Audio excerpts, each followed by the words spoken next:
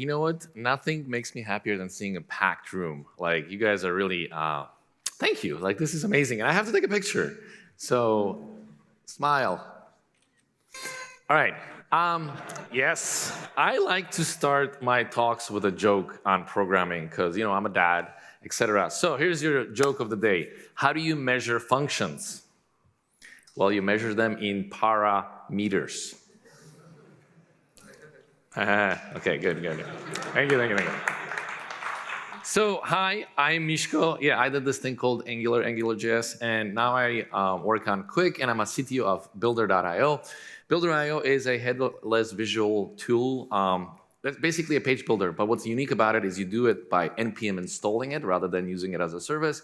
And that means you can put it inside of your application and you can register your own components, which means your marketing can drag and drag your own components on your website and means they don't have to bug you about doing stuff for the UI. We believe in open source. We do a couple of cool things. There is Partytown for taking your third-party scripts and moving them into web workers. There's Mitosis, which allows you to write code once and generate canonical output for all the frameworks out there. We include everything from Angular to web components and every other letter in between. And this is our open source team. Adam Bradley, who worked on Ionic, Manuel, who worked on Gin, which is a Go framework, and Sammy, who works on Mitosis. So anyway, so let's talk about what I see the problem to be. And the problem we're trying to solve is that most websites are slow. And it's such a big problem that Google is really focusing on this, right? Google has developed this thing called Core Web Vitals. And if you look at Core Web Vitals, you're going to find something interesting that most websites, real websites, I don't mean like hello world kind of site where you put up and say, look, I can make this thing performant. No, I'm talking about real websites. Most real websites are actually in the red. And few websites like Amazon that actually have the money and resources to go after it are actually in the yellow. And that's kind of strange because there's a lot of data that shows that, hey, the better your performing website is, the less bounce rate you have, the more completion to purchase out, et cetera, the more money you can make. So clearly there is something going on where people know that fast websites are important, but nobody seems to be able to get there. Okay? And so what do you think is the problem, is really the question. And I think the problem is JavaScript. You may or may not agree. Who agrees that too much JavaScript is the problem? Wow, not enough hands. Okay, that's okay. I guess that's why I'm here. I'm trying to convince you. So the amount of JavaScript that we ship to the browser has just increased over the years, right? And this is a graph showing how it just keeps going up and up and up. And it makes sense because we as users expect more and more interactive websites, right? Like what was interactive and good enough last year is not good enough this year. We just want more and more interactivity.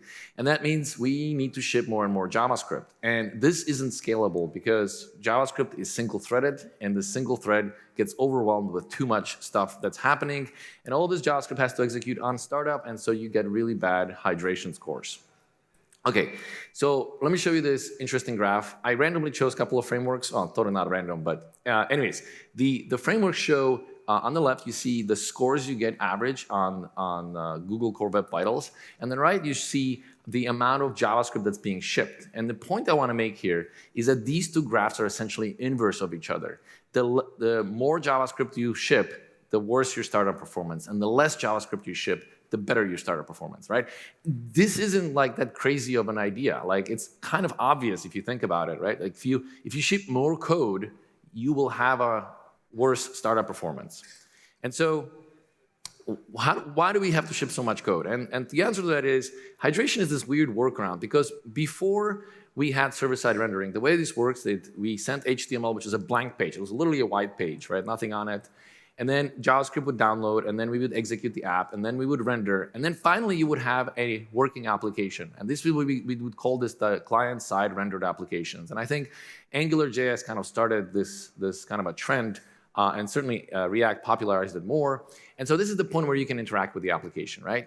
The problem was this white box in the front. And people, if you were going to build an e-commerce website, the white box in the front is a problem. If it's a Gmail, this is fine, right? You don't care waiting for it for a while. And so people said, we need to do server-side pre-rendering. And so you send HTML, this time bigger, the box is bigger, right? And so now you actually send the image, not image, rather the website you want. The problem is this appears faster, but it is not interactive. You cannot click on it. You can't do anything with it. And so then you go and rerun the JavaScript, you execute the application, and then you re-render it. Of course, now you don't call it re-rendering, you call it reconciling. We have to give it a fancy name, right? And you reuse the DOM nodes if possible, but if not, you kind of recreate them anyway, so it doesn't really matter. And you end up with the same exact UI, and then at this point is when you can click on it, and it's actually slower because the HTML you sent was actually bigger. And if you think about it, what's going on is like, well, you're sending duplicate information twice, right? If you look for a string like hello world, that string is going to be found once in the HTML, and then again, somewhere inside of the JSX of your application that's being shipped as JavaScript. And so all this duplicate information is kind of part of the problem. The other part of the problem is that the JavaScript is re-executing everything that you had to go before. Now, why do we do all of this stuff? Well, we do it because we want to get the red boxes. The red boxes are the listeners, right? So you start at the root of the application, and then you walk your component tree, right? And you recursively go through all the components, and you look for where the red boxes are. Those are your listeners, and once you find them, you can attach them to DOM. I mean, that is what hydration is, right? A hydration is a process by which you find your listeners, and those listeners also need your state of the application, and the state of the application also needs to know where the component boundaries are in case we have to re-render. But all of this work has to happen before the application becomes interactive. And so one thing you can do is you can do partial hydration.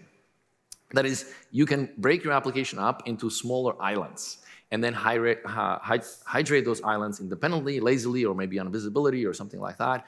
And this is essentially what frameworks like Astro do, and also Fresh, right? They claim amazing startup performance because they say, you know what? Most of the page you're looking at is static.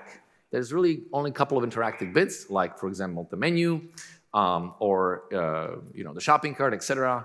Most of it is not interactive. But this particular approach has a very important problem, and that is you essentially created with a bunch of siloed applications on a page. And so you need to solve the inter-island communication problem. That is, how do these islands talk to each other, right? If the green box on the right represents add to shopping cart button, how does the add to shopping cart button talk to the box on the left that represents the shopping cart? Like, how do they tell each other, like, hey, I'm adding an item if they're in the separate islands? And normally this is solved by, well, the framework. Like, the framework's job is to provide state, and you push the state to your children, and by sharing the state, you allow different components to communicate. But if you make islands, how exactly are you supposed to communicate? And so what you want is something that creates islands, but at the same time can do the communication between them. And so I want to show you a particular solution, which is what Qwik can do, is that Qwik can hydrate React components and provide the intercommunication solution without actually bringing more JavaScript to the table. And so a little kind of a chart to kind of show you off is that you have frameworks that are full hydration, and all these frameworks are exploring ways to do it by priority or something like that. And there are actually, on the other end of the spectrum, there are frameworks that are fully resumable. Qwik is the one I work on, but there is an internal framework at Google called Wiz that powers Google Search, Google Photos, and those applications are amazingly fast. They also kind of have the philosophy of resumability, and eBay actually has a framework called Marco, which is actually extremely performant for these things, called Marco version 6.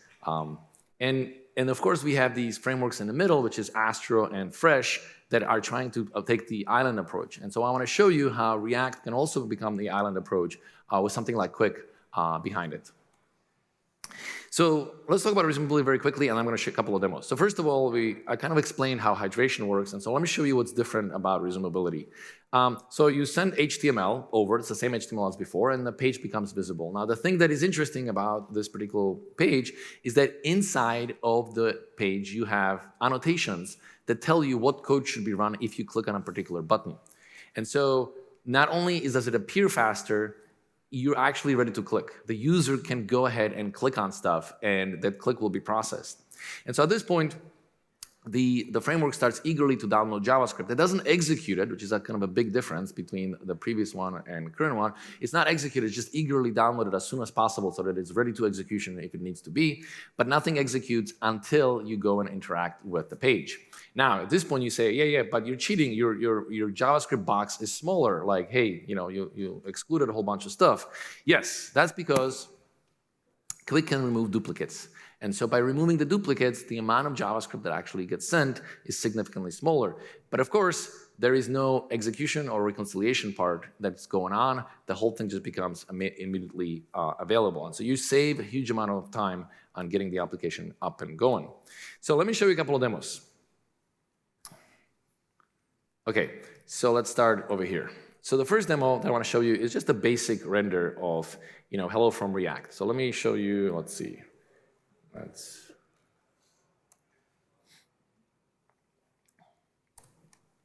Maybe I can put the pages next to each other. Here we go. So here is a basic React component, right? I'm sure you've seen that millions of times, nothing surprising. The thing you can do is you can wrap it inside of a quickify function. And what the quickify function does is basically, it can't make the React component, resumable, but it can lazy hydrate it on some event. And in this particular case, we're just turning it and I'm showing it that you can use it inside of the Qwik, and the end result is right here. Now, so far nothing really that interesting. What I do want to show you is that there is no JavaScript present. So the page rendered, because React on a server can do server-side rendering, and so we server-side rendered the component as part of the rest of the application. We placed the React component in the UI, but because there's no interactivity, no behavior, that particular component never gets hydrated on the client. I'm filtering out Vite and Node modules because we're running inside of the dev mode, so I don't count these particular things, but I really just want to show you that as far as the code is concerned, there's no JavaScript present. So let's look at the next bit, which is we probably want interactivity. Okay, so here's our counter. Oops. Okay, so let's make a simple counter. I'm sure you have seen a counter in React done millions of times, right? But basically that's what a counter would look like. Now, again, we wrap it inside of the quickify and we render it. And so here is our counter. And notice no JavaScript, and if I click on +1, nothing works. Well, of course it doesn't work. We didn't hydrate React. And so at some point, we need to hydrate it before we can use it. And so the question becomes like, what should be the event by which you can hydrate the component? And the most obvious one, well, I know it says click, but the most obvious one is actually on hover. Sorry, I was playing around. Okay, so let's say that we would like to hydrate it on hover. So same exact thing, no JavaScript, and notice as I move the cursor over, the application automatically hydrates. And you can see that the React has come up because it says, React DevTools, etc. And what you can see is that mainly, some of these, this is basically glue code that knows how to bring it up to it.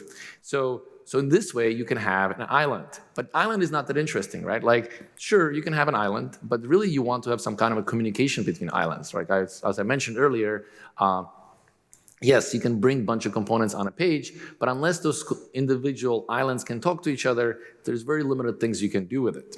So let's rebuild this example again. So let's do another example, which is this one right here. And this example, and let me actually refresh so that the JavaScript disappears. So this example is essentially the same example, right? I can click on it and run it, and as you can see, the JavaScript shows up when I hover over it. The question is, how is this different? So let's have a look. So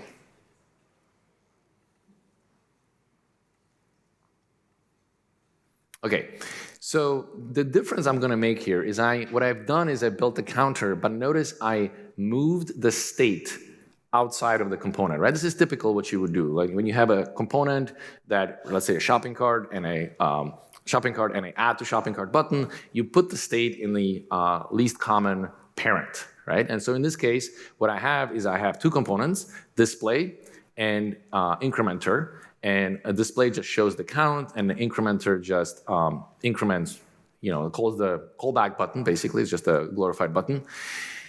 And I move the state into the parent, which this happens to be a Qwik component. And by passing the state into, by having the state at the parent, now I can pass the state both to a display, and I can pass a callback to the incrementer, right? And so in this way, I can have the incrementer talk to each other. And so what I want to show you is no JavaScript is present over here, right? When I hover over this button, right, the JavaScript for the button shows up. So at this point, we woke up the component and hydrated the button itself only. And so let me clear this for a second so you can see. Now if I hit +1, what we downloaded was just the piece of code that was the callback, just the count ++, right? So we downloaded this callback and nothing else. Right? So just this callback downloaded.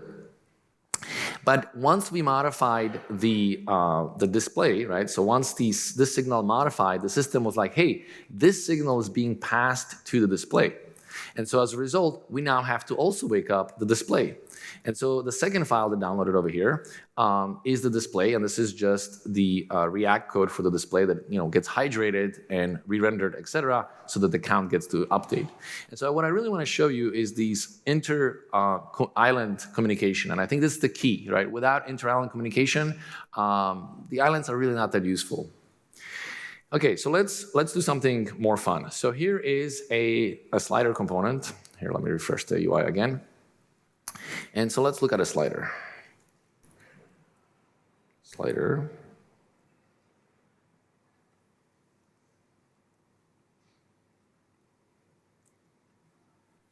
Okay, so what I did with the slider is, notice I just took a material UI as an existing library that's super popular at Qwik React, and I wrapped it in a quickify, and I specified the rules under which it should be hydrated. So I simply said, when somebody hovers over this particular thing, I want you to hydrate it. Or there's other rules. You can say, you can do a specific event like unscroll, or you can say unvisible, or something like that. But let's just do hover for our purposes. And so taking this quickified component, I can drop it in here. And I can also have a regular input, which is a standard HTML component. And then, of course, the state is up here. And so I can bind the state between the React island and Qwik component in here. And what I want to show you is that the right thing happens. So first of all, when I hover over the slider, the material UI slider, right, the code wakes up. Notice if I hover over the HTML one, nothing happens. But if I hover over the material one, it wakes up the code. Let me just clear this so it's more obvious. And then when I start dragging it, it immediately goes and updates the other side. Again, what you can see is that the code we downloaded is just the code for the callback, right? So the only code we downloaded is basically this code right here, where we're assigning the % value to the value of the new slider, etc. And the reverse is also true. If I refresh, I have no code, nothing is hydrated, right? And I start dragging the native component, the system realizes like, oh, I have to go and wake up the other one. And so it wakes up the other component as well. And then you have a fully working kind of system as well. And so again, like what you can gain is to say like, hey, your application's too big. By breaking it up into islands, we can have a better startup responsiveness, but we need to solve the intercommunication problem. And then finally, I want to show you one more thing, which is a table in Material UI. What I find interesting about this table is all the components I showed up to this point, they actually server-side rendered, right? But this table doesn't have a server-side rendering capability. So this table has to eagerly hydrate. And so again, if I scroll up, if I clear the amount of JavaScript, when the table comes into view, it is at this point that React wakes up and you hydrate this particular component. And from a UI point of view, where is the UI? Okay, so here's our table. I'm using this particular table, right? This table comes from table React, which is from here. And this is again, material UI table, X data grid. And you set up your data sets, etc. So this is basically your normal React component that you would do. And then you finally wrap the whole thing and tell the system like, hey, wake me up when I become visible. And the right thing just happens. Whoa. Okay, so that's the main demo portion. I don't think I have anything else. Just wanted to say that thank you I'm sure you have questions. I'm happy to answer them. I'm happy to answer them up here on the stage or afterwards in outside. And I just wanted to show you how you can use something like Qwik to make React more performant.